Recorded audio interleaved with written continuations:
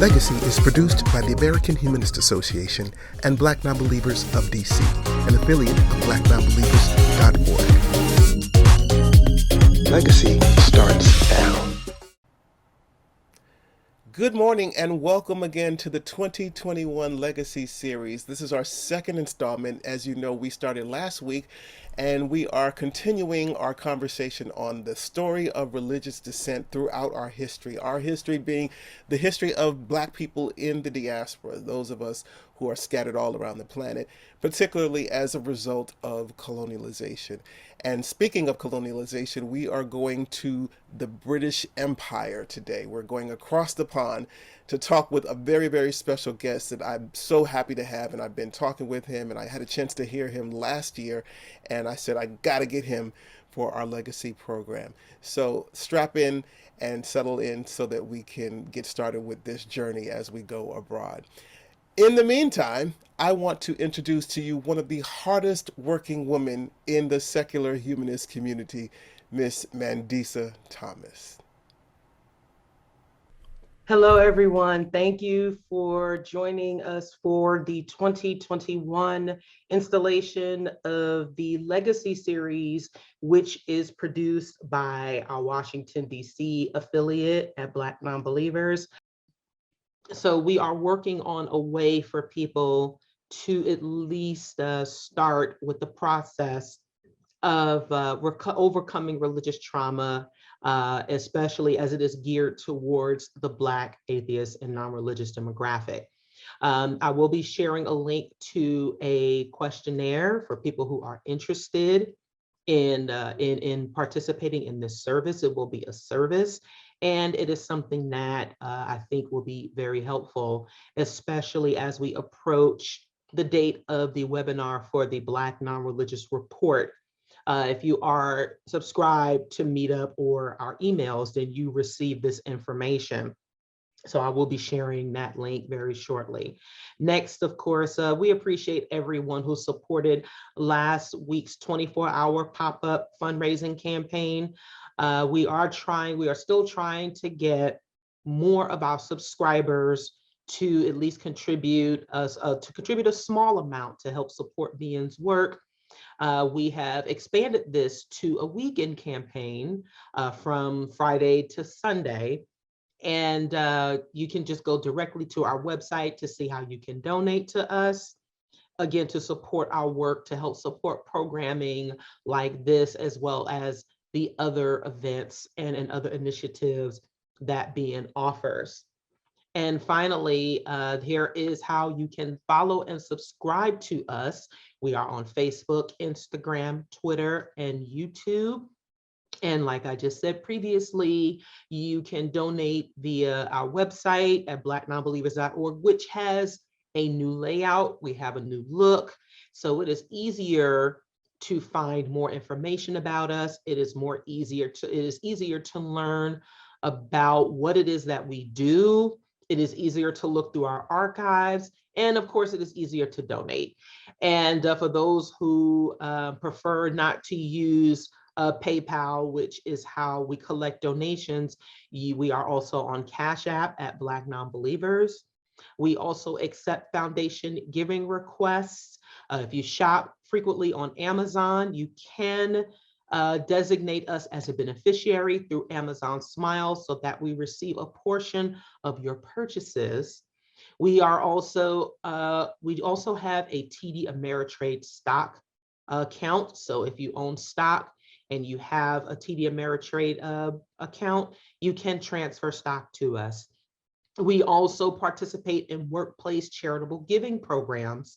The only notable exception right now is the combined federal campaign, which we hope to be registered with shortly. But if your place of employment has a charitable giving program. All you need is our tax ID number, which is available on our website, and you can designate a portion of your paycheck to benefit Black nonbelievers. Once again, donations to us are tax deductible, and again, supports our very important community and liberation work. So with that, I'd like to thank you all once again for being here this afternoon. For those of you who participate with us regularly, we appreciate all of your participation and your engagement with us. And again, we'd like to thank everyone who donates and supports us regularly, because that is truly needed and appreciated. So with that, I will be sharing the links to our website throughout this program, and I will also share the link to the questionnaire for the religious trauma group coaching, because we will be rolling that out very soon. So thank you.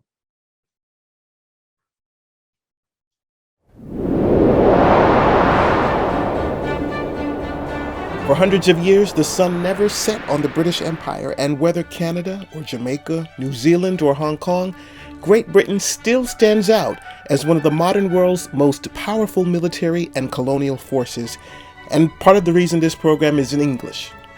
But like its predecessors, Britain's power was amassed on the backs of force, imposition, and some of the ugliest hours in humanity.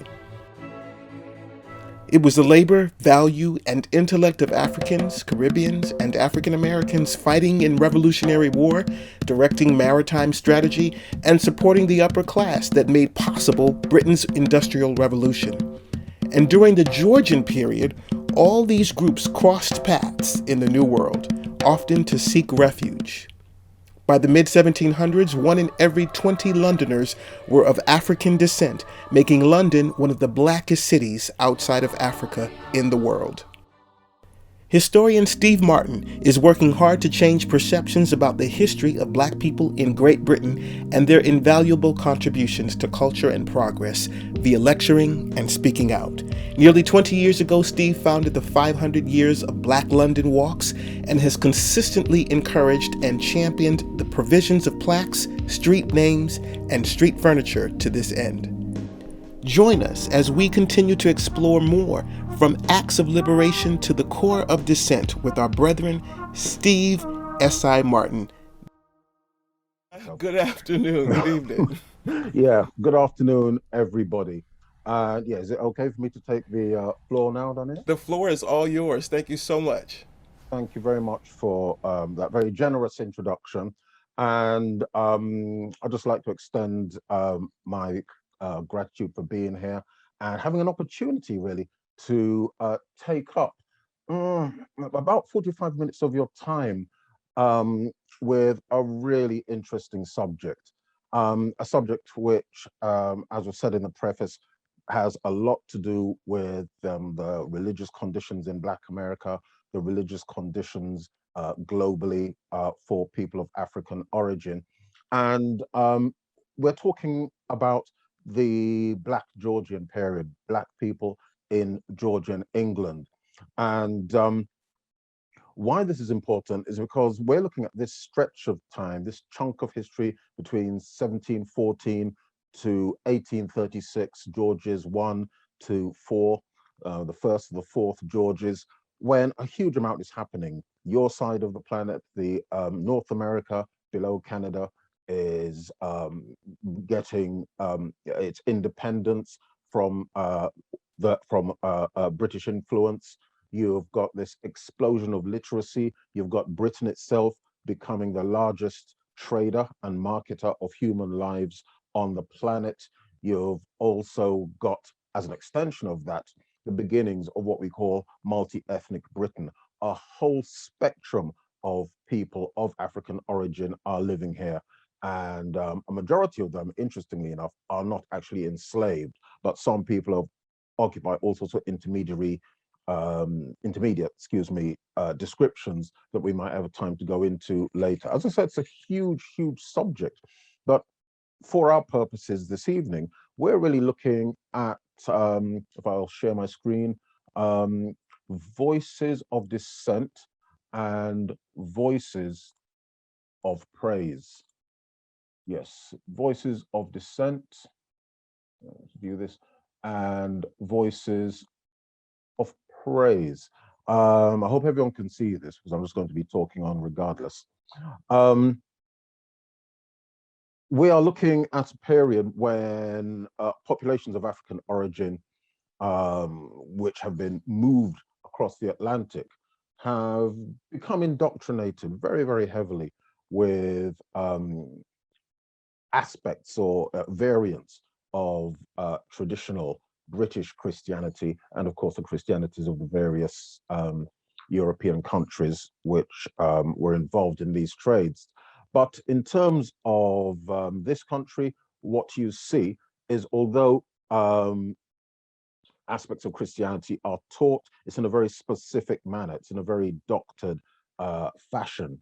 You have most tellingly the absence of direct Church of England teachings, Church of England participation, which we'll talk about later. And you have the growth of a lot of nonconformist churches having an influence, particularly in the Caribbean, which is where my family is from, and in parts of North America as well. Various Anabaptists, Moravians, the Countess of Huntingdon's connection, a whole slew of outsider Christian organizations, never to forget the Quakers, are involved as well in imparting the gospel to our ancestors.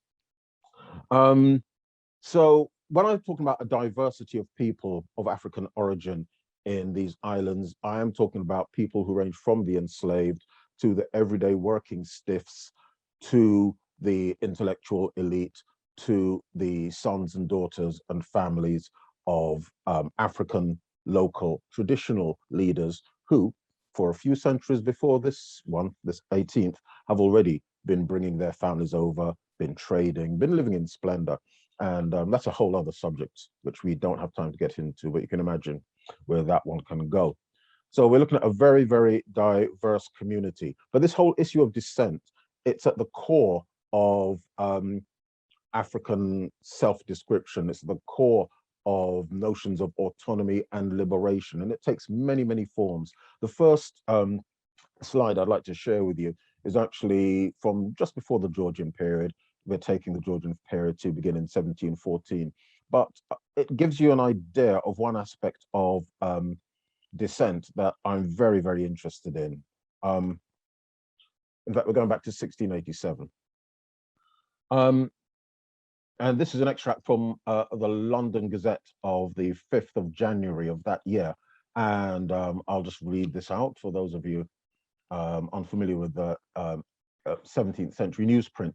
It says, on the 30th of December last, run away from Mr. Thomas Dimmock at the Lion Office in the Tower, a black boy with about 10 pounds in silver and 1 guinea. He's aged about 16, wore 3 colored coats, 2 grey, his uppermost cinnamon color, lined with black shag facings on the sleeves, grey stockings, a silver collar about his neck. Engraven, Thomas Dimmock at the Lion Office. Whoever shall apprehend him and bring him to the Lion Office in the Tower shall have 2 guineas reward and charges borne, speaks bad English, has holes in both his ears. Now, clearly, this is someone who's run away from the Tower of London, and he has run away from the, ignore the spelling, it's actually, they didn't have formalized spellings until the end of the 18th century. So he actually run away from the Lion Office, not the Lyon Office, as some might read it. This was a tower within the Tower of London complex, which held Moroccan lions. And the keeper of these lions, Mr. Thomas Dimmock, obviously had this young boy whose name, well, I came to understand, given name was Edward Francis. Edward Francis would be there, obviously, to set off the glory, to offset the glory of the King of the Beasts. And this young boy, aged about 16, in the middle of winter, in the deep midwinter, he runs away and he's wearing 3 coats. He must have been freezing, but he's also wearing, the description tells us, a silver collar about his neck, if you can follow the bouncing ball, a silver collar about his neck, engraven Thomas Dimmock at the Lion Office, and there's a reward out for him as well.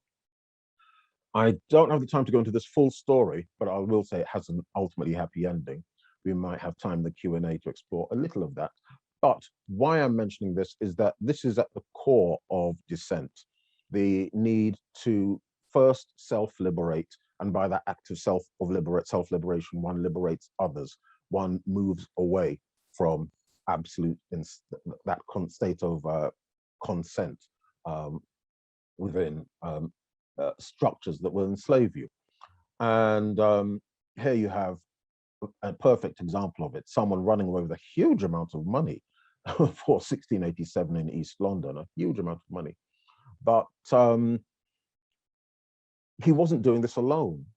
I have read hundreds and hundreds of 17th and 18th and 19th century newspapers, and in the 17th and 18th centuries in particular, you find hundreds upon hundreds, numberless advertisements just like this. A lot of young enslaved people who found themselves in these islands, they mistakenly, until a point, considered themselves free and would make a run for it.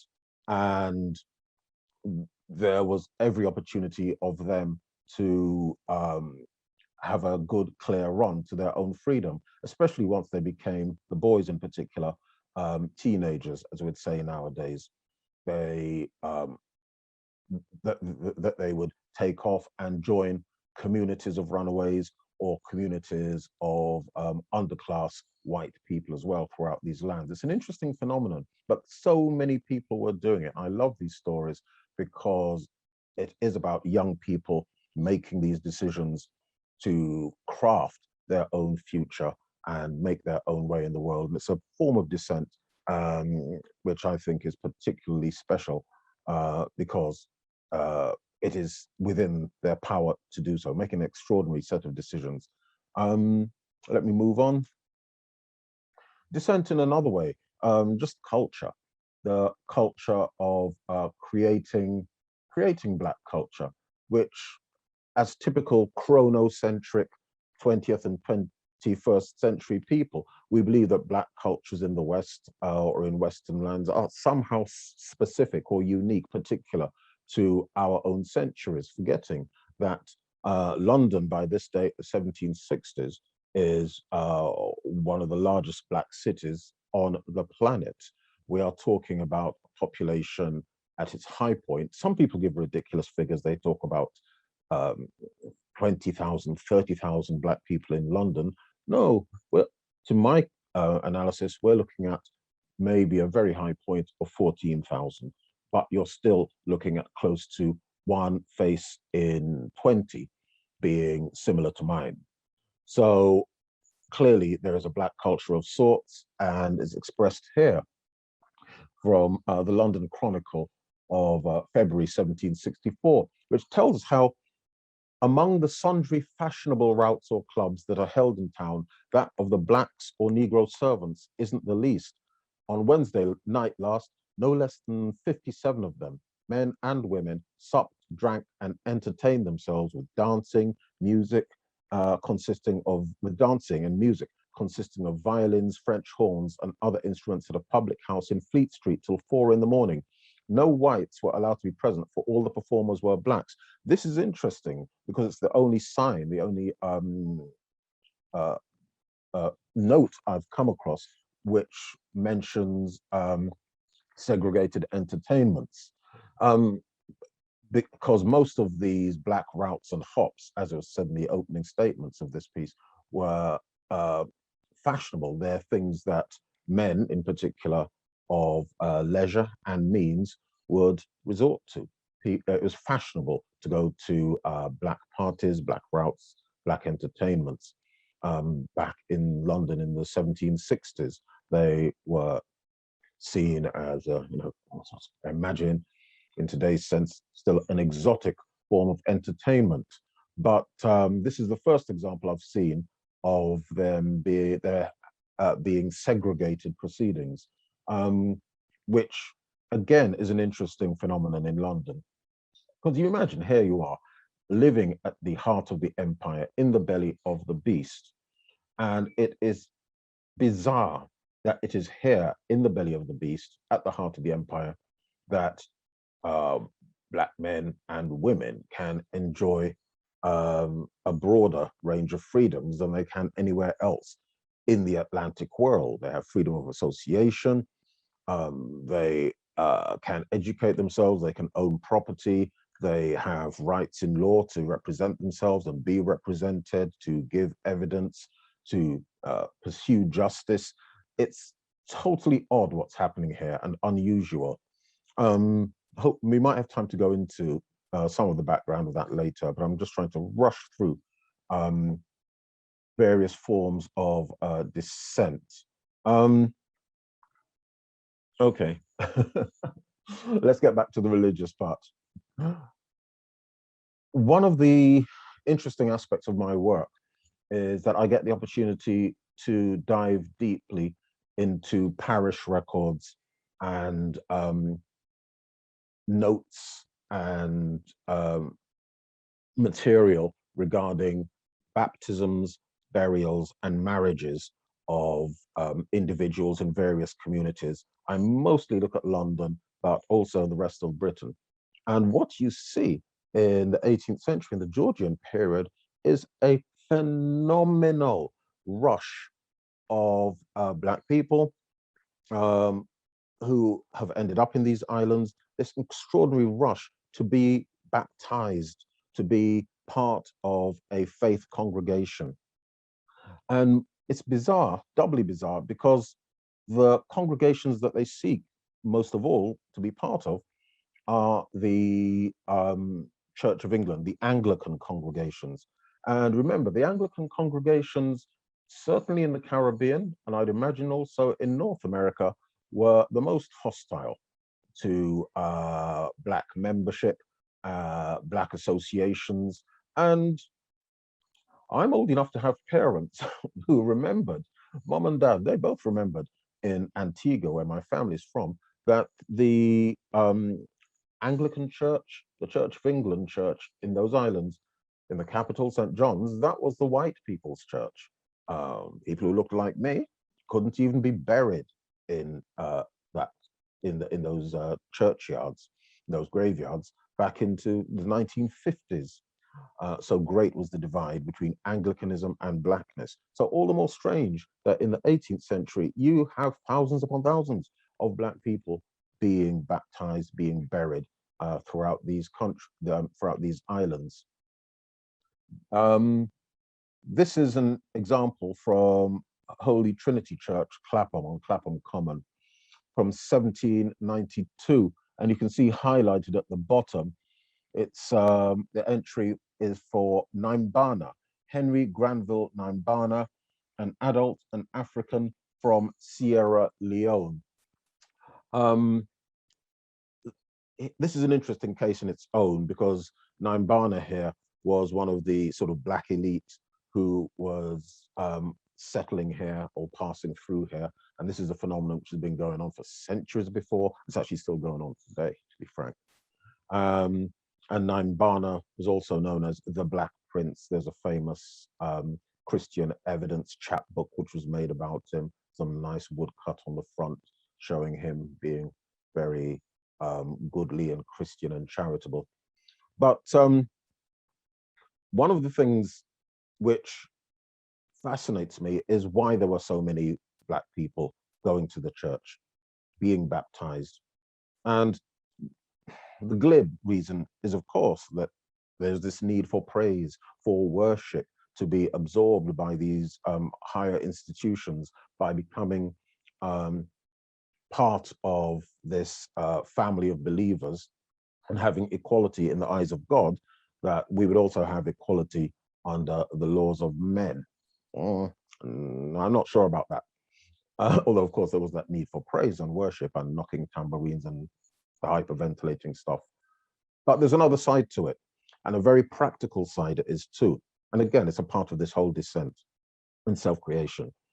The reality in this period was that in an age without strong social support networks, by becoming members of faith communities, Anglican faith communities, Black individuals would become known to the parish. And by extension, they would be able to satisfy settlement examinations. This means that they would have access to parish funds when they fell on hard times. This is really interesting because you do see case after case of people who have fallen on hard times, particularly Black women. I think I've got a case coming up in the next slide, who end up, I'll use a period phrase, excuse my language, with bastard children. They end up with bastard children and they are obliged to apply to parish funds.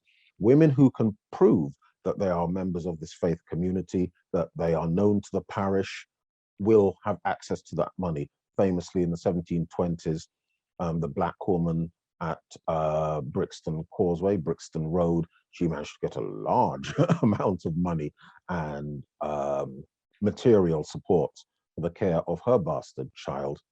Whereas the women, well, hopefully on the next slide, did not. The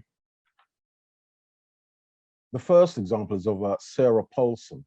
I'll just describe it. There's some really horrible stories in all of this dry text. Some really horrible, horrible stories. Particularly this one of Sarah Paulson, a single woman, that she was born of a Negro woman, the property of John Gray and the island of Jamaica, and that he, the said John Gray, brought her, this examiner, as his servant from Jamaica to the Kingdom of Great Britain. Blah, blah, blah. Basically, they're living in the parish of Tottenham in the county of Middlesex, that then she, proving with child, her said master took her to a lodging in the parish of St. Mary Lambeth for 2 months before her lying in. Long story short, this poor woman has become impregnated by John Gray. And John Gray takes her, I don't know how many of you are familiar with the geography of London, but he takes the woman he has impregnated, he sends her from Tottenham to the borough of Lambeth, basically just hard by the Thames, near Westminster Bridge, to the Lying In Hospital. You know, the year 1790, Lying In Hospital, what, 1767 it was opened. That's a very, very new thing. Most people don't go to the Lying In Hospital because people will have children where they live. There's a reason why Sarah Paulson is not giving birth where she lives in Tottenham. Obviously, the child will look too much like John Gray. So here she is.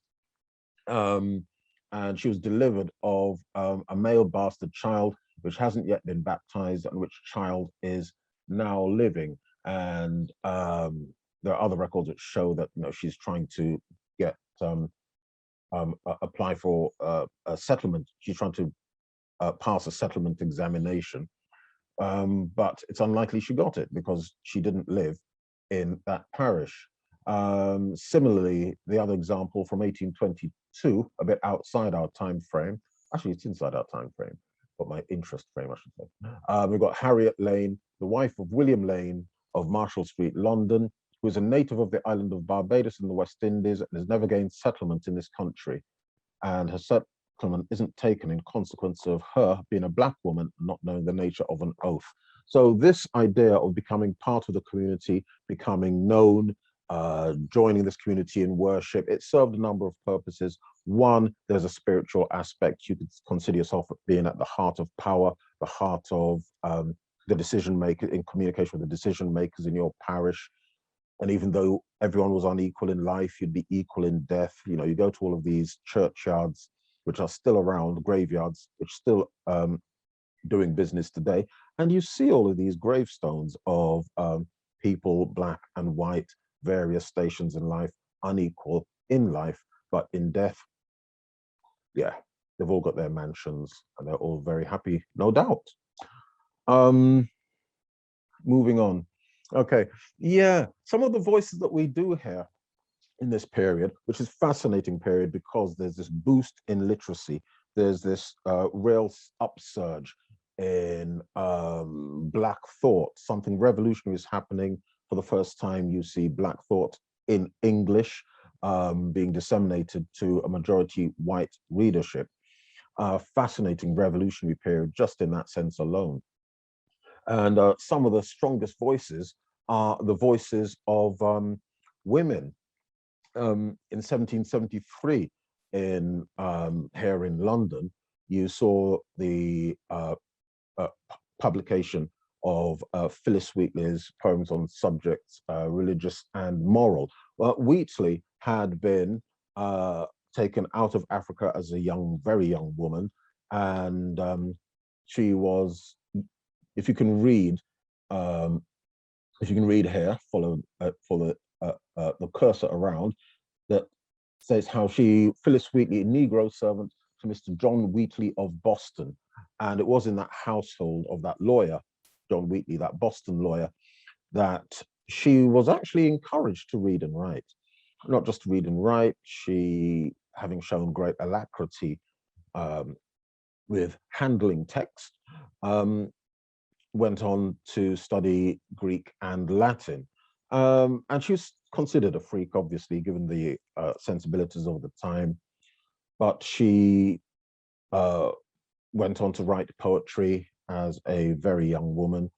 And that poetry was first published here. Phillis actually came to London with one of the Wheatley family, and her book of poems was published here. It's a very strange read, I have to say. There are some great poems in there, such as On Imagination, which I think is just one of the greatest dissenting poems, regardless of subject, ever. It's a great freedom poem because it describes how through our own willpower, our own ability to dream, to build our own inner worlds, we can, by extension, free ourselves physically as well. Dreaming isn't simply dreaming. But most famously, or infamously, she also published a poem on being taken from Africa to America, where she reminds her readers, her white readers, to remember Christians, Negroes, black as Cain, may be refined and join the angelic train. So, we're back in the realm of religious belief again. And she's saying something very, very serious here, very, very, which of course has all sorts of implications for our own time.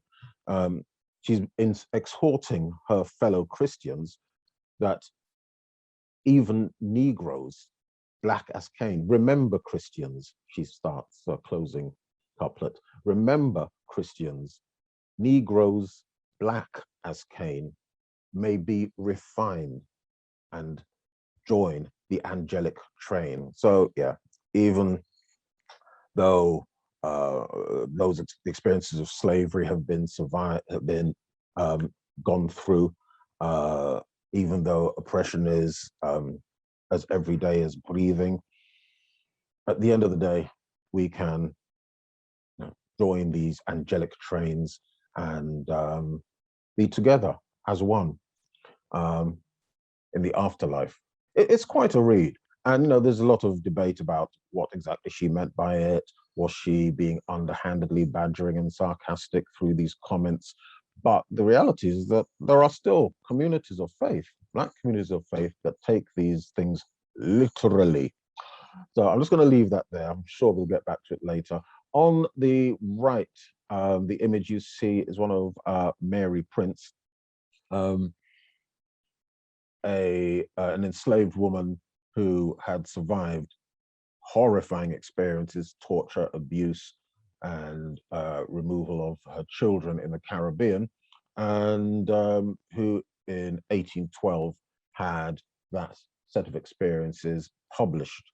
Why I mention Mary Prince in particular is really to introduce this whole set of literate people, people who are having this extraordinary impact on culture, art, history, and letters. These Black Georgians, we'll meet them in a short while, who are really not looked at in a serious way, and also to show the impact of women's lives in all of this, because many of these histories have been cast as the histories of just adult men who are here as sailors or adventurers, and that huge chunk of female experience and information and knowledge has been very much overlooked until fairly recently.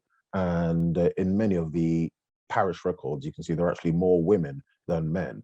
But again, given the sensibilities of the times and who puts histories together and why they do so, that's something which happens. Moving on, yeah. Oh yes, this is interesting. This is from the year 1786.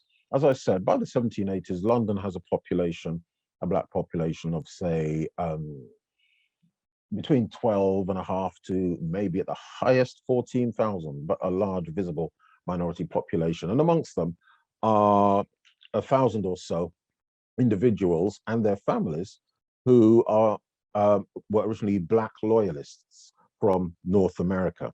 These are soldiers and sailors who have fought with the British forces in exchange for their freedom during the Revolutionary War, the American War of Independence, as you will. Of course, as the British lost that set of campaigns and that chunk of the planet, the formerly enslaved soldiers, they have to try and make their way out of what was becoming the United States.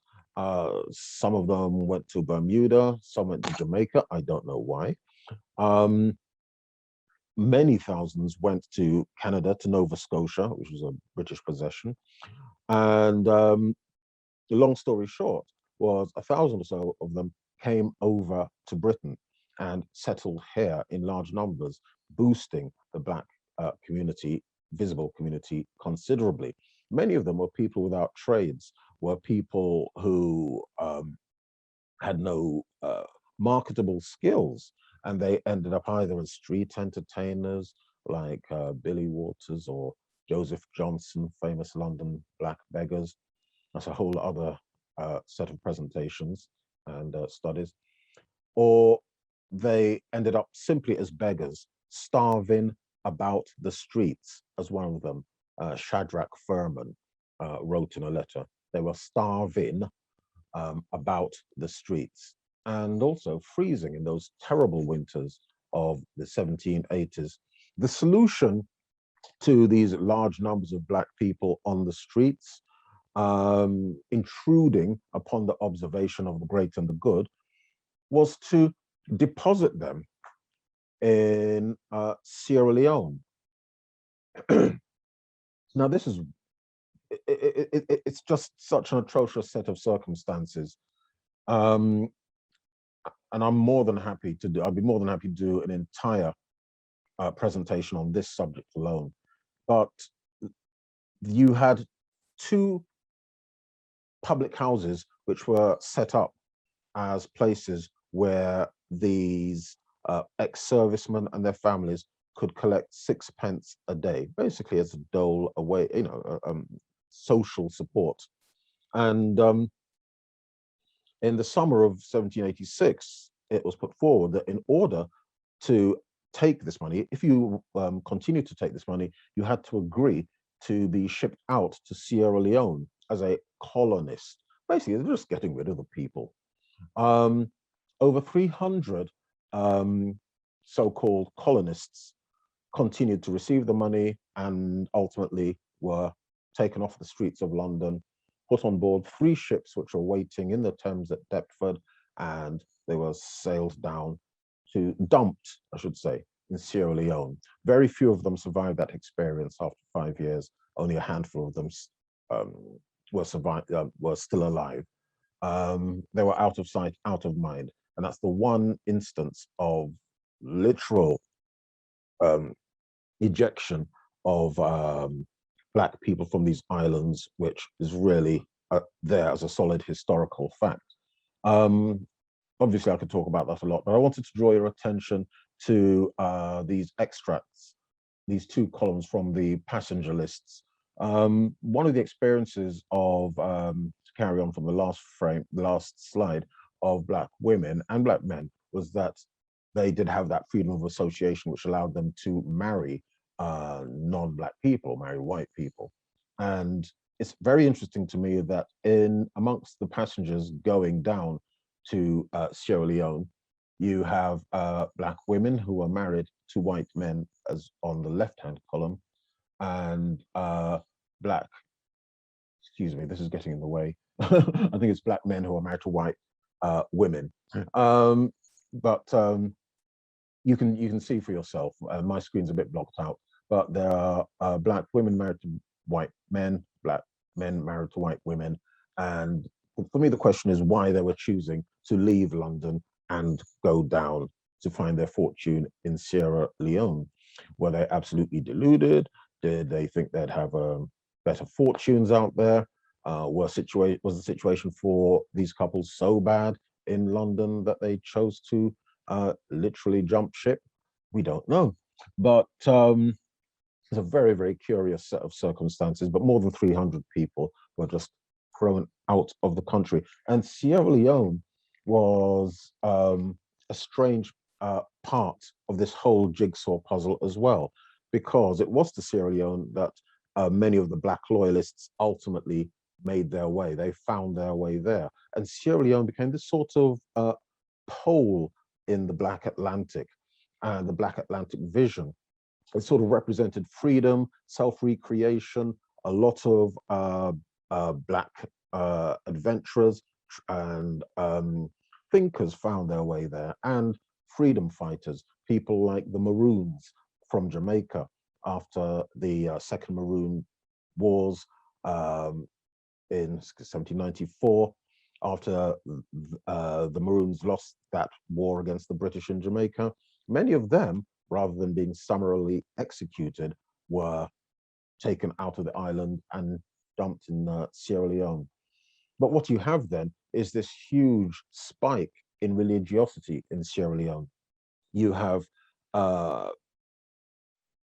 Black pastors going out, choosing to go out to Sierra Leone. These pastors, some of them being amongst the most literate and highest profile public intellectuals in the Black community on both sides of the Atlantic. These were people like John Morant and Boston King, who had studied extensively, were very well connected amongst nonconformist circles. They weren't just your everyday hyperventilating pastor. They really did know the Holy Writ. And they chose to go to Sierra Leone. Both John Morant and Boston King had Sierra Leone as one of their goals, and to spread the gospel back in Africa. I'm just going to read a bit from what Boston King, his whole vision of Christianity and Africa. He says, in the year 1787, I found my mind drawn out to commiserate my poor brethren in Africa, and especially when I considered that we who had the happiness of being brought up in a Christian land where the gospel is preached, were, notwithstanding our great privileges, involved in gross darkness and wickedness. I thought, what a wretched condition then must those poor creatures be in who never heard the name of God or of Christ, nor had any instruction afforded them with respect to a future judgment.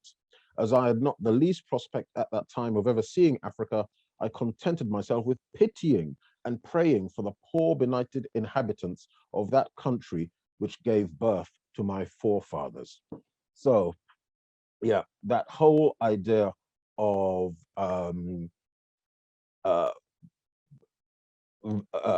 religion, of Christianized, erudite Christianized people, Black people in the West, that would go back to Africa and give them the benefit of our experience through the gospel.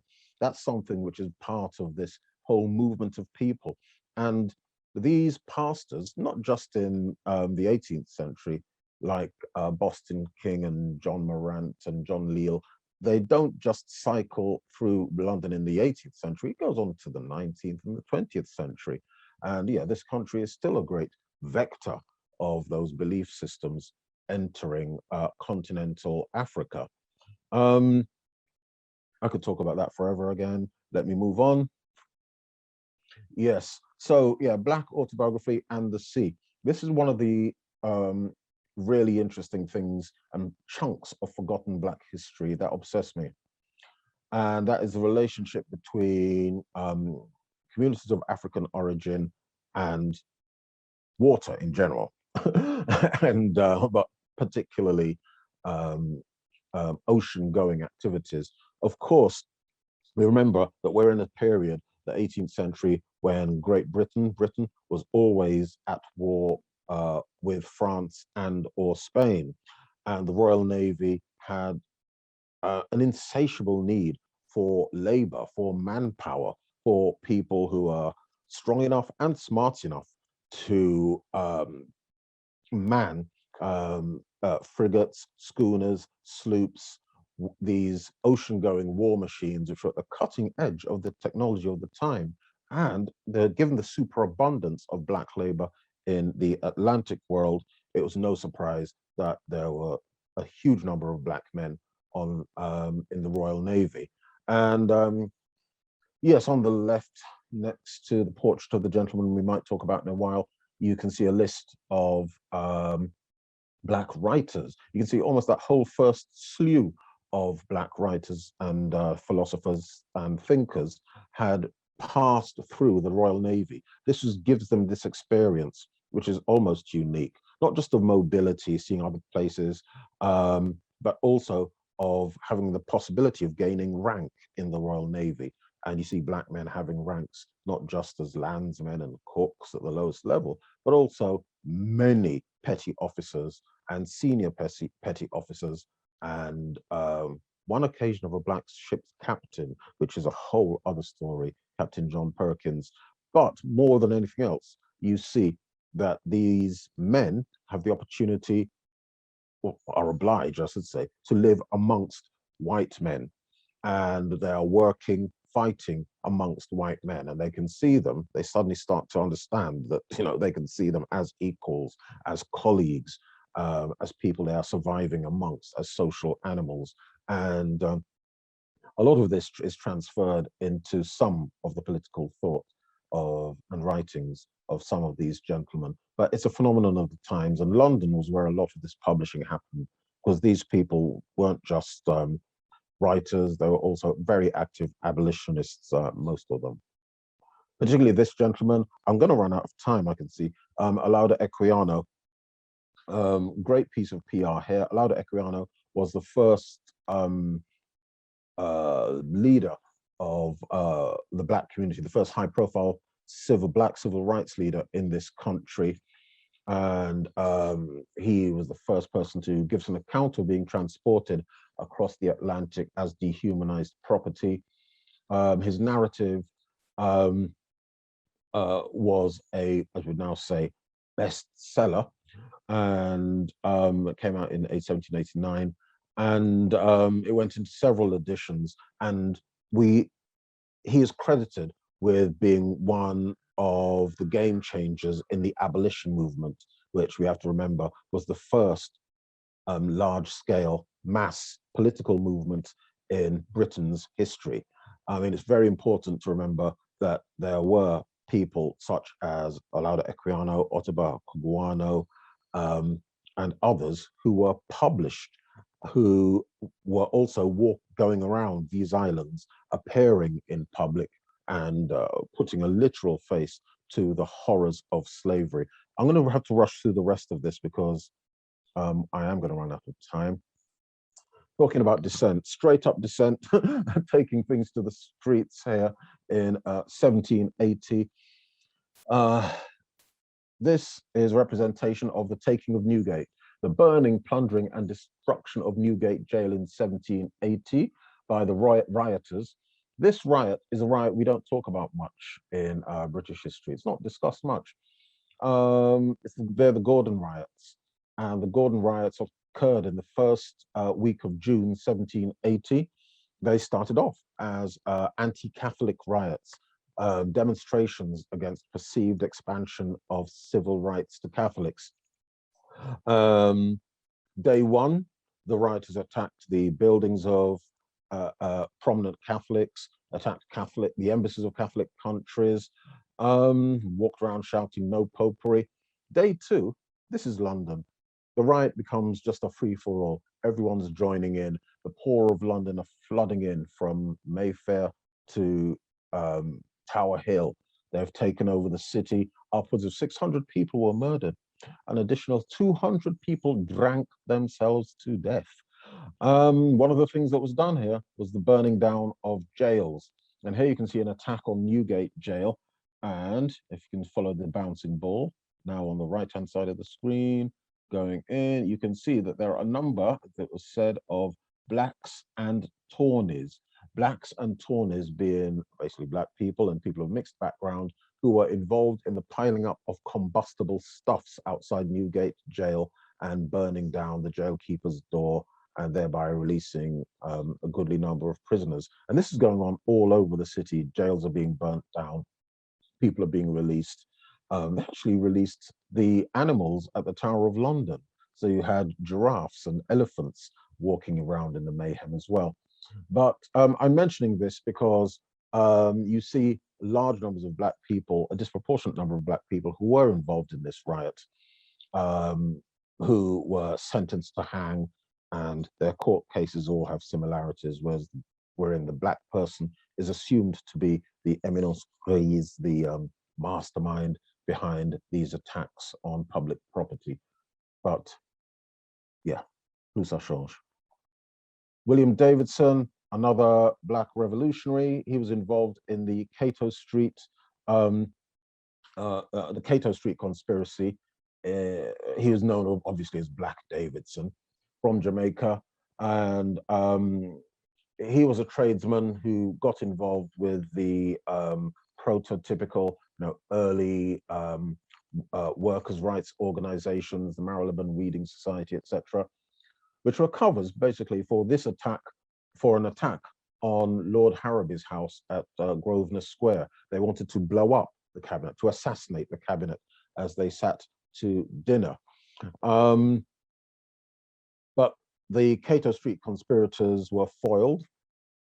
Here's the famous image of them being foiled up in their loft, just off the Edgware Road.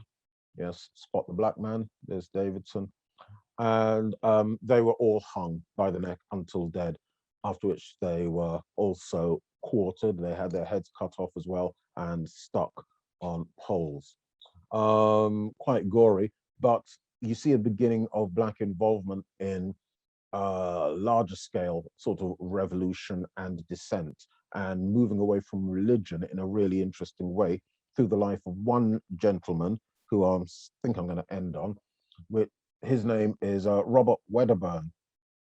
Robert Wedderburn, full disclosure, is, I don't like to say I have heroes, historical heroes, but he's the person I'm most identifying with, I've got to say, because he was born the son of a planter, a white planter in Jamaica, and a black mother who was one of those owned by his father.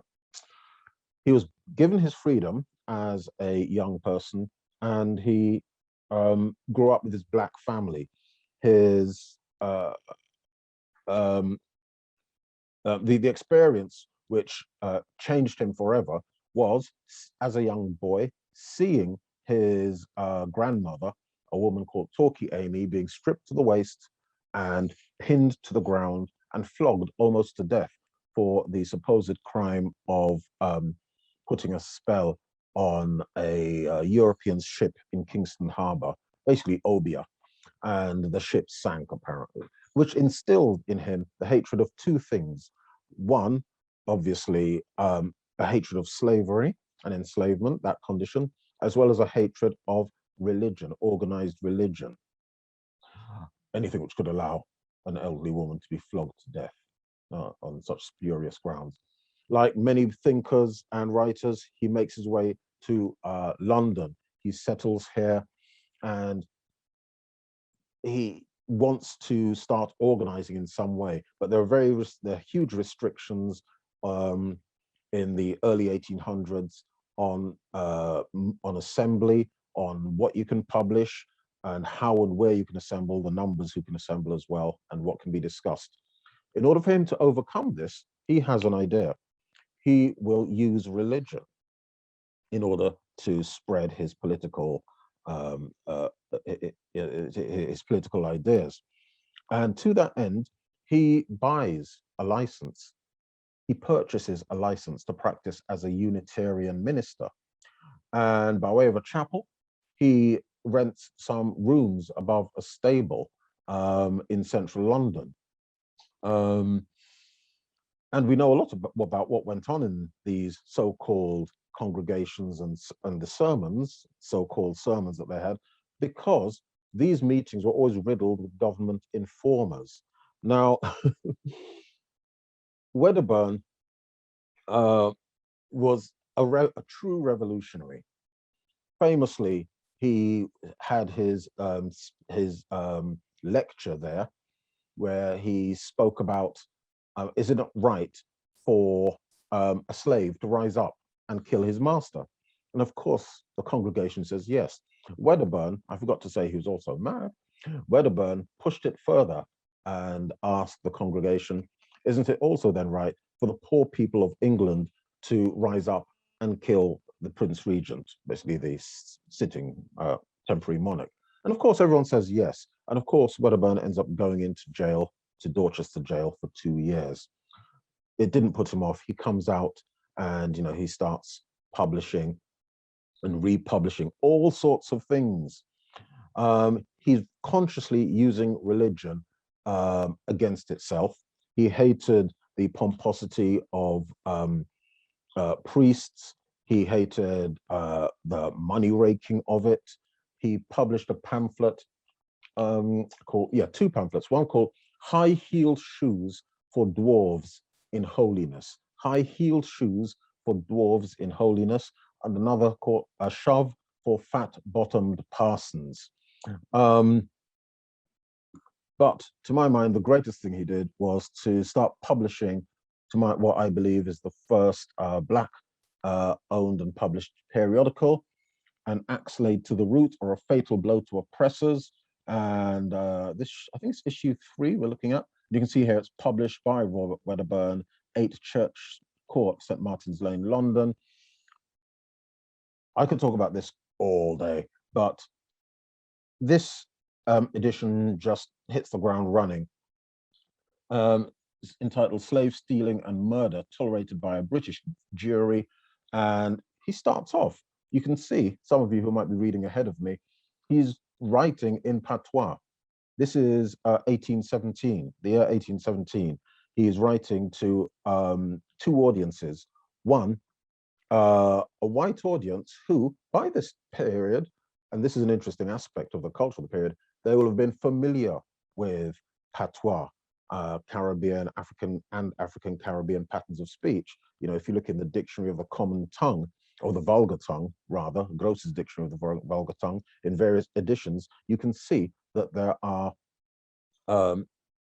words of African origin which are entering the language. People are hearing this spoken all the time around them, so they'd have been able to read this and understand it, but it's also being sent out to literate communities in the Caribbean in order that they can to foment dissent, because Wedderburn was not like Equiano or all the other writers. Equiano in particular was always talking about the benefits of Christianity and how our black and white fellowship in Christ, being washed white in the blood of Jesus, we will all be one, and that's the basis for abolition, is on a faith basis.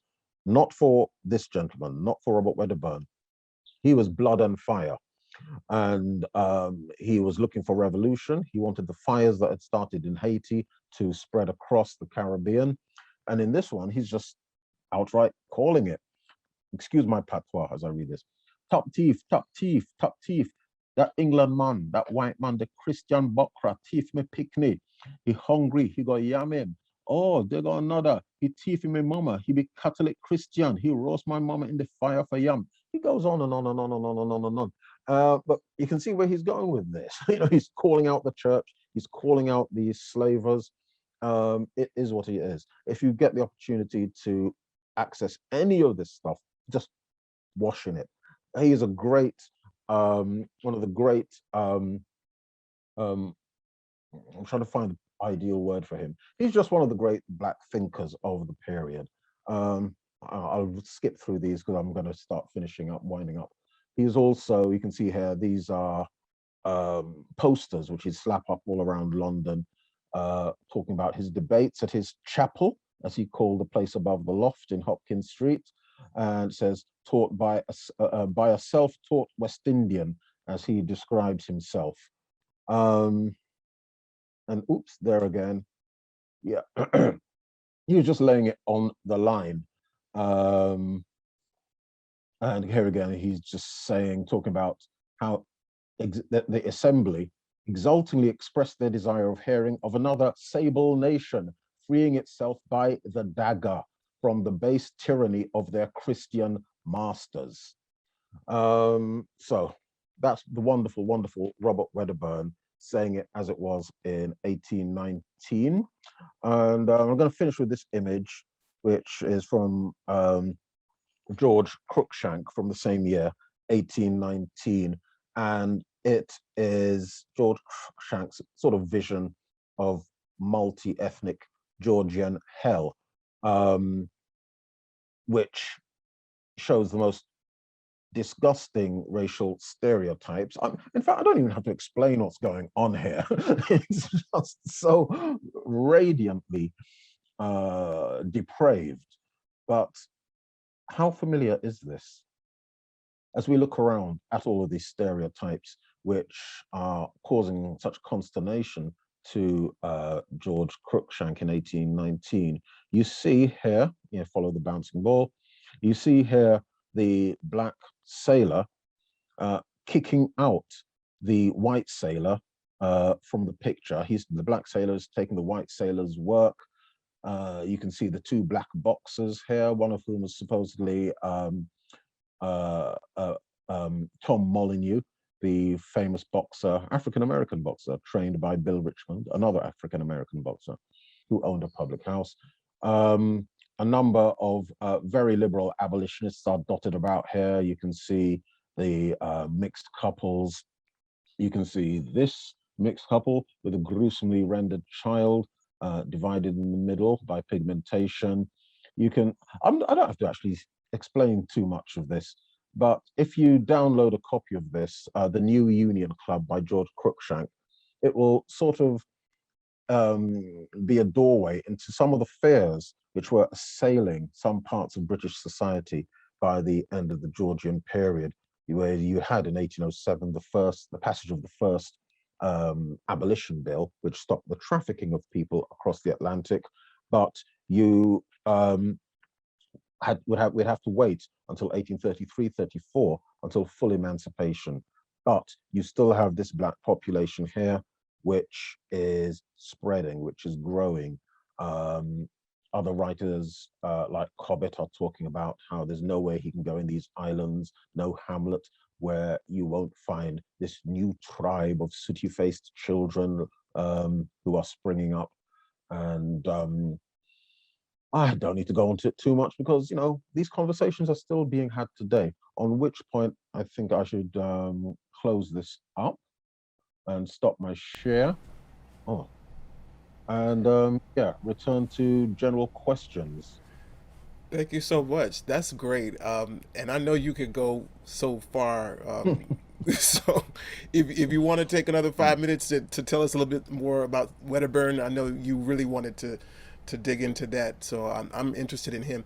I've heard you speak about him before in your presentations, but he's a name that I don't, had it not been for you, I'm not sure I would have heard that name. So tell us maybe just something else that we might not know. Yeah, well, why he's unique is that I think in our belief systems, belief systems generally held by African origin people, particularly in regards to Christianity, he's using it. He's using the system against itself. He's using Christianity to attack Christianity, exposing it at its faults. He was the first publisher that we know of. He was producing this. It must have cost everything he earned. he's working as a tailor um, in one of the side streets in Covent Garden. He must have taken everything he earned just to produce this periodical, intermittently though he did. But he's a multiple person. He had different aspects to him. He wasn't a saint.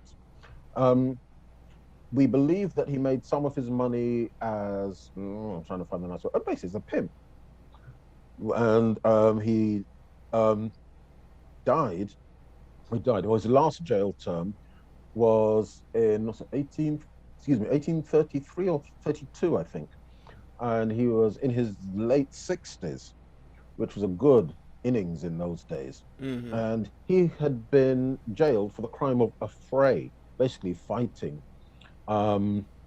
outside a brothel in a place called Featherbed Lane for the fighting over this woman of the night called Carroty Eliza. I mean, you can't make this stuff up. What's he doing there at that age? Like Carroty Eliza, Featherbed Lane?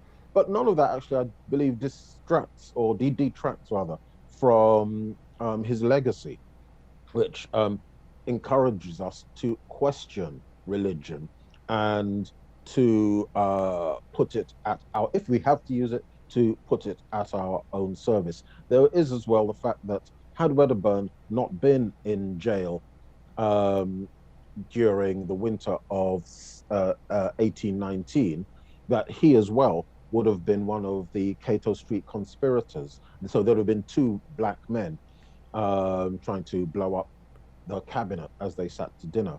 And you can see, because I've got a whole folder full of government records of the time, Home Office records, they actually point out when there are assemblies, Wedderburn and Davidson as black men. They have to emphasize that.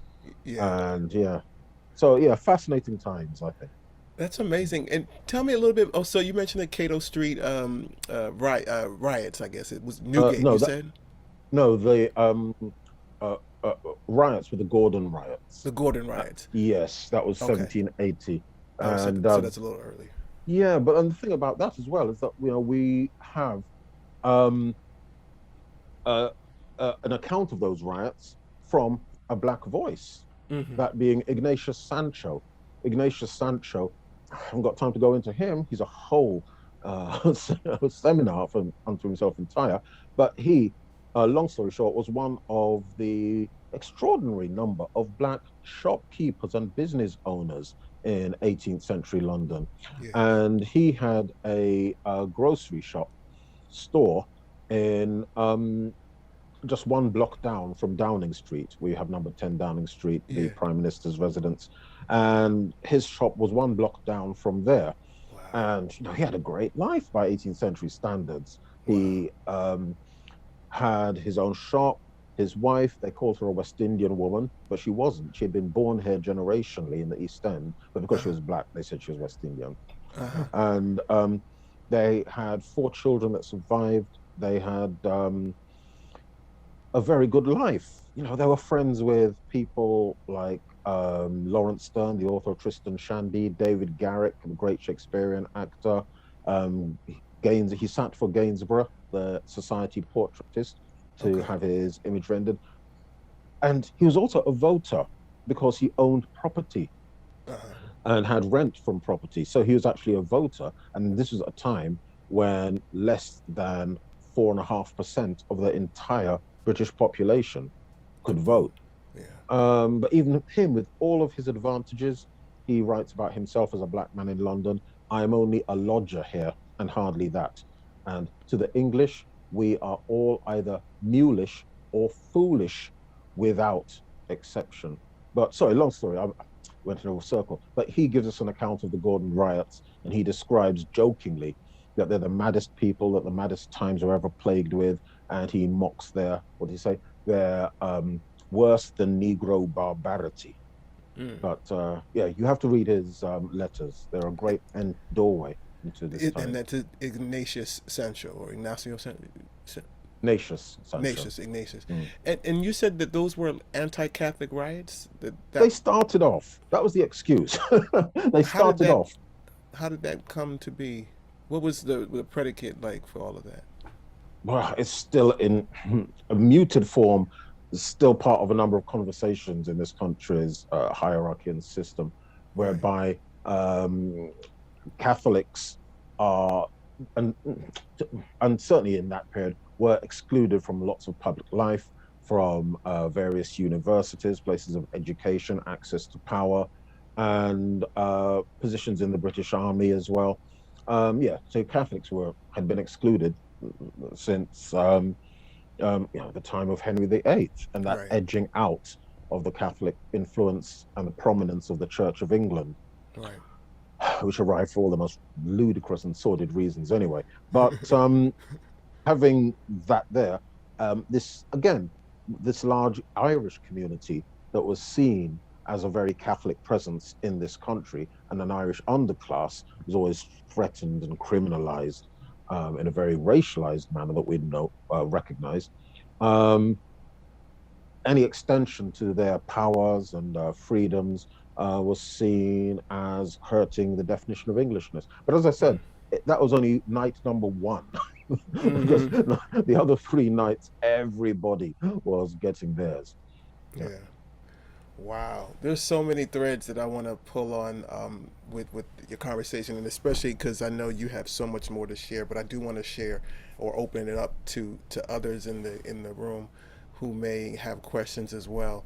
So Mandisa is going to be kind of reading the questions out. So anybody who wants to inquire and ask Steve anything specifically in response to what he said, feel free jump in that chat and and fire away, and we'll read the question out. Um, just so that just in general, I want to make sure that I get the right time frame correct for the Georgian period. It's essentially you're talking about from 1714 to Yep. basically the abolition, 1836. middle. Yeah. Okay, the Yeah. middle. Okay, okay. So that's that time period. Um, I asked you about the riots, and I asked you about Wedderburn. Olaudah Equiano is sort of equally as profound, but he's sort of on the opposite end of religiosity. He's very very devout. How did that come to be? Um, like a lot of people who suddenly get this mobility and ability to communicate with others, and freedom of movement generally, which must have come as a shock to many young people, young African people who have been through any part of the systems of enslavement, to suddenly come to Britain and to have just a little bit of that lifted. It must have, and it certainly did in the case of Olaudah Equiano and some of the other writers. I believe it turned their heads somewhat. Mm-hmm. Equiano had already been inculcated with the religion from his time on board Royal Naval ships as a young man, a very young man. But Mm-hmm. being welcomed into these families of belief and cultures of belief, um, I think it must have turned their heads. I mean, Equiano in particular, he was famous for his religiosity. He put that first and foremost before we would say his blackness, and that was his primary identity. If you read his narrative, as a Londoner, you can actually look at church after church, St. George's, Bloomsbury, St. Martin's in the Fields, St. Giles in the Fields, St. James's Piccadilly, all of these central London. He went to church after church. It's almost as that's all he seemed to do. It was a way of life for him. But again, although I struggle with him in that regard, I have to concede that it managed to be a major weapon against the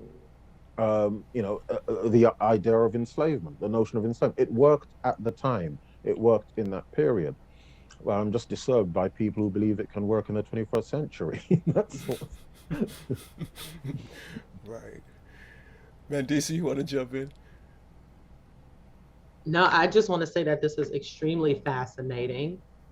And I just find it, like I was saying before we started, being sort of like a history buff myself, and also seeing how these things, it's interesting how history repeats itself, right? Because I know in the 1970s, you had the Brixton riots, which Yeah. were, which were essentially a repeat of Black folks getting, they were tired of the mistreatment and everything that was taking place there. And I just it's fascinating to hear this history, and also sad in a way to see how at times we don't learn from it. And hopefully this changes in the future. But I mean, it's just I just really appreciate learning all of this information, and also the similarities to what we see that went on in the United States during that same time period of enslavement, and also how, the similarities of the diaspora, of the African diaspora, and how we have these periods of progression, but then also it's always challenges. So we're more connected than we're not in many ways. Absolutely. And I think this is one of the great lessons is, the last word used, the last sense used, which is a connectivity, which is so apparent from reading this period, reading the writings, the Black writings from this period. You see that people really got about. They really were not just traveling, but learning and making connections, and all sorts of extraordinary people, engaged in business in ways which, to some degree, we're not today. Having, inns, public houses, pubs, and grocery shops. It's a very, very disturbing. I mean, you really sort of look at it. Very thought-provoking, I should say, to be positive. Awesome. So we'll move into the Q&A. We have two questions here. The first is from Cody out of Detroit. Hello, thank you for joining us. So his question is, did Wedderburn influence others after his death? Yeah. Yes, he did. In a very strange sense, which is familiar in our own times.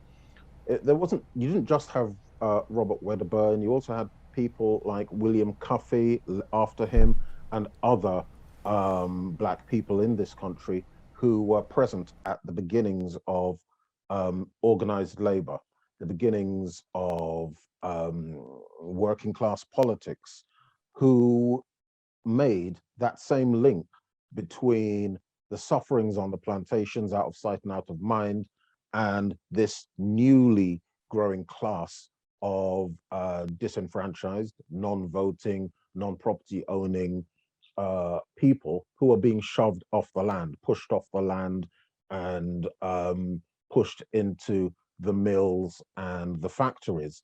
So that really clumsy, awkward link was made, and it was maintained, even into, I'd say, the middle of the last century in the labor histories in this island.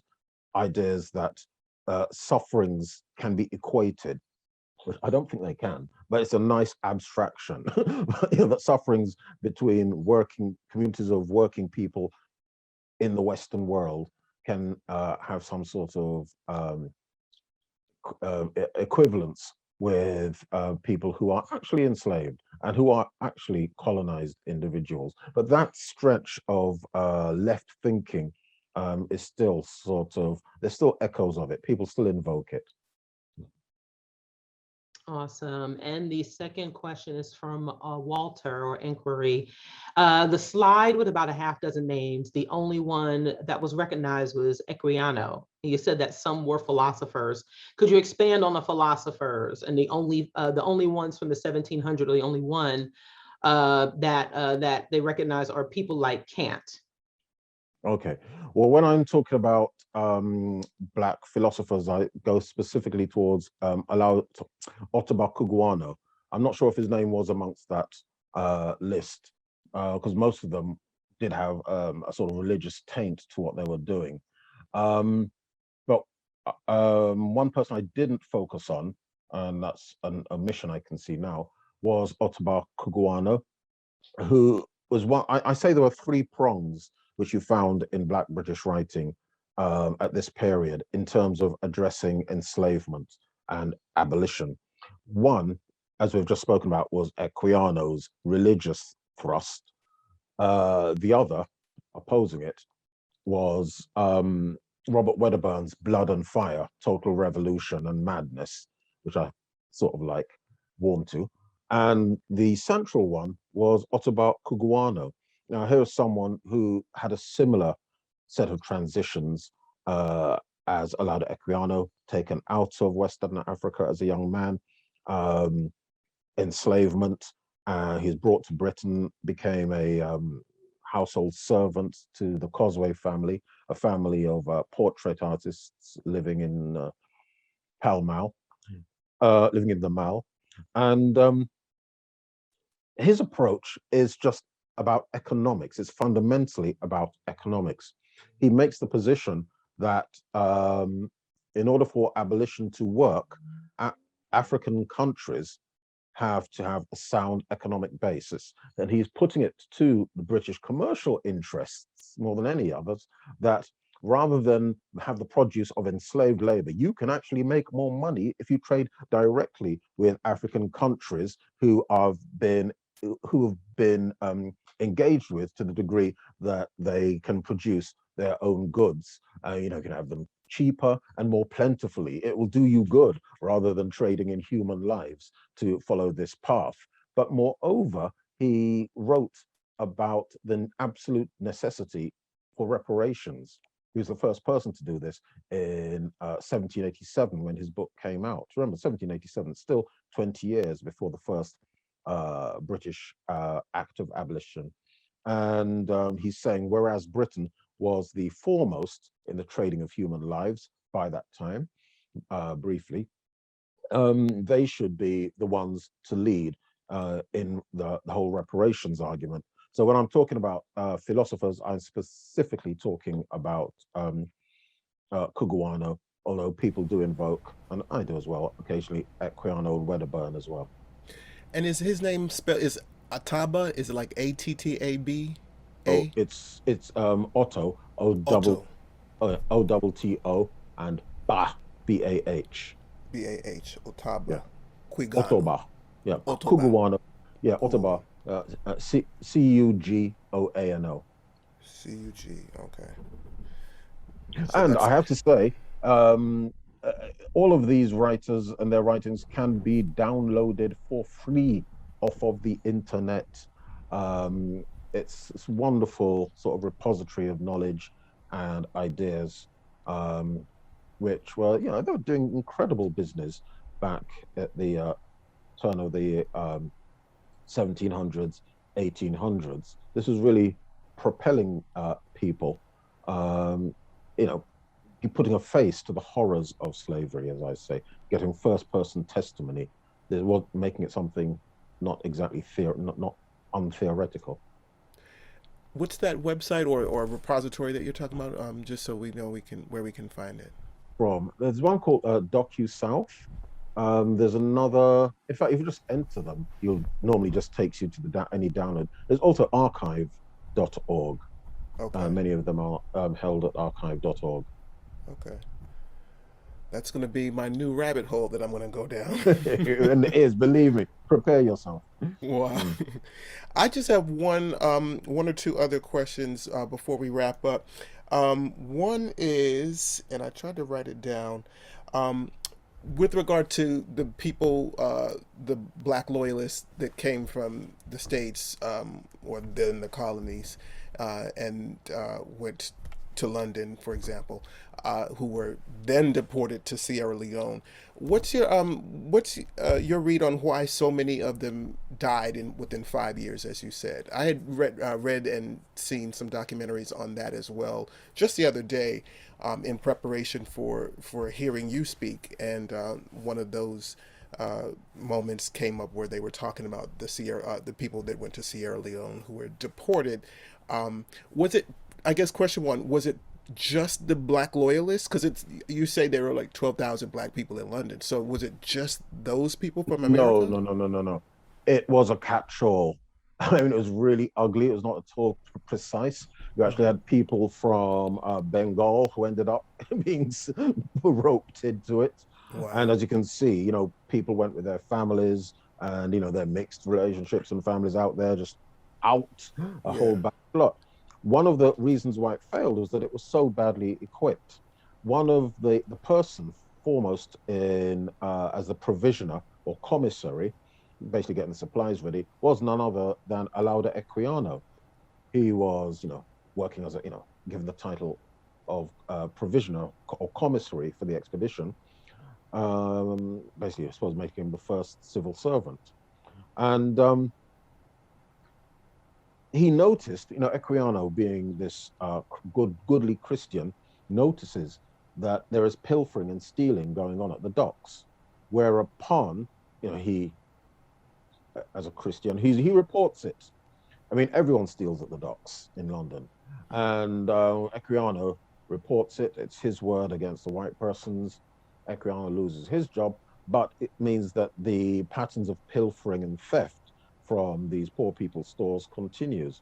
So they were completely ill-equipped. Also, when they get to West Africa, they're in a place they don't know. Nobody Yeah. knows them. Right. And they're totally at the mercy of the people who've lived there forever, who've got Right. no notion of Pan-Africanism or togetherness. Right.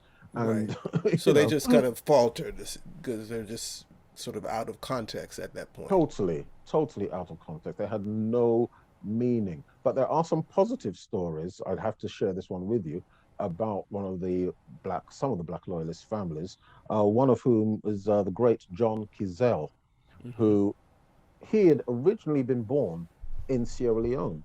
He was Mm-hmm. taken out of that country, enslaved in the United States. He wanted to have a family. He couldn't under the plantation system, so he joined the British Army. He became a black loyalist. British lose that campaign. John and his family go to Canada, go to Nova Scotia, where one of his family is born. His boys is born. They eventually make their way to Sierra Leone, but they set up as business people. Mm-hmm. That wave of settlers become business people. They become administrators. They become pastors, of course. Gotta have the pastors. And but because they're literate, we know a lot about what they were doing. And what John Cazell's great idea was to have a transatlantic um, a transatlantic business between black communities in the continent of Africa and black communities in North America. Wow. And he writes to Paul Coffey, who was then the wealthiest black man in North America. He started off as a whaler, and then he ended up just as a general shipper. And as a result of their correspondence, they set up this shipping line, which goes from North America to Freetown, Sierra Leone. They get goods from Sierra Leone and take them to Britain for sale. Um, this is like Garveyism before Garvey, because Yeah. part of the whole idea, and this was done on the second journey, was to actually take people out of North America, black people, and some runaways out of North America back to Africa. So this is real Garveyism before Garvey. And some Wow. of the descriptions of the ship, the Traveller, when it first arrives in Liverpool in 1811, people are absolutely stunned at this immaculate vessel with its all black crew and black Uh-oh. captain just stepping down the gangplank. Doing things. Yes, but no, well, that they really took them to heart. Yeah. Just sent, entertained them and feted them and dined and wined them. But yeah, it's one of the great stories, I think, and an example of Garveyism before Garvey. If they actually put it into practice, they did it. That's amazing. I'm glad I asked that question. I don't think we would have got that little bit out of you. That's One of my that's favorite amazing. stories. Mm. Wow. Well, I'm definitely gonna take advantage of those archives and repositories in the future weeks and months, because that's gonna be an additional resource and supplement to what you've given us today. That's super amazing.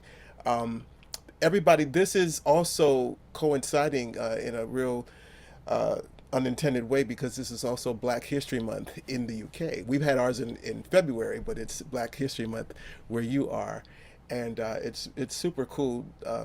Just timing, I guess, as well. That's like a really cool thing. Um, Mandisa, do we have any more questions, or can we? I can respond. Yes, this will be recorded and posted. This is being recorded and will be posted to YouTube later. Yes, that is the question that was being asked. Sweet. Absolutely. Thank you so much. I would love to maybe next year when we have I guess we'll have another one of these, and we'll have to bring you back, and maybe we can kind of continue this this exposition that you've given us, because this is just the beginning, I'm pretty sure. Yes, but I mean, ideally, if it could be on a smaller, more granular level, because as these subjects are, we're still So, dealing with them today, as you mentioned, Mandisa. We are still, Mhm. we're still in it. absolutely.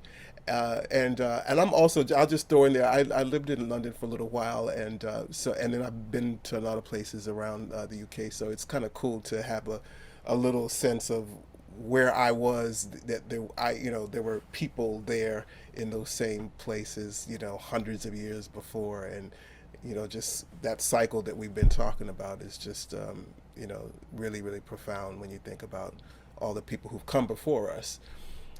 Where can we find you online? If you could just shout out your whatever, various social media Yeah, handles or documentaries. What's going the, on with the you? main one for me is my Twitter account, which is just really me cursing off Boris Johnson and sometimes talking about football. Um, but yeah, that's at SI Martin, all one word, at SI Martin. And there's my very 20th century looking website at www.simartin.org.uk. Yeah. Sweet, sweet, sweet. We're getting ready to close it out. I want to thank everybody again for joining us today on Saturday. I know you all are, probably getting ready to do things, and so we wanted to have this at a time of day where everybody could, grab a hold of the conversation and then do what they need to do. So thank you for joining and hanging in there with us. Mandisa, before we sign off, anything you want to add? Once again, for those who weren't here at the beginning, please do support Ian's weekend campaign.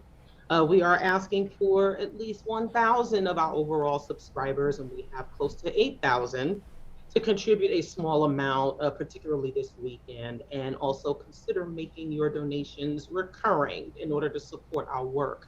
Again, this is how we help facilitate events like this, the Women of Color Beyond Belief Conference, as well as other information and other support that BN provides. So please do visit our website at BlackNonbelievers.org. It has a totally new layout.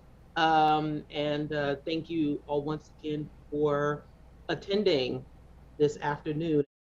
Well, thank you so much, Steve. It's been an honor to have you, and talking with you all week, and it's been cool. I hope I didn't bother you too much. All good. All good. And yeah, it's been a Thank you. pleasure. Thank you. And All thank you, good. Mandisa, and thank you to everybody for joining us for our session 2. Next week, we'll wrap up with the last of the Legacy 2021 series. And so join us once again next week on Saturday at noon for our final installment of the Legacy series. Thank you so much to everybody. It's been a pleasure. See you later. Bye-bye. Bye. Bye.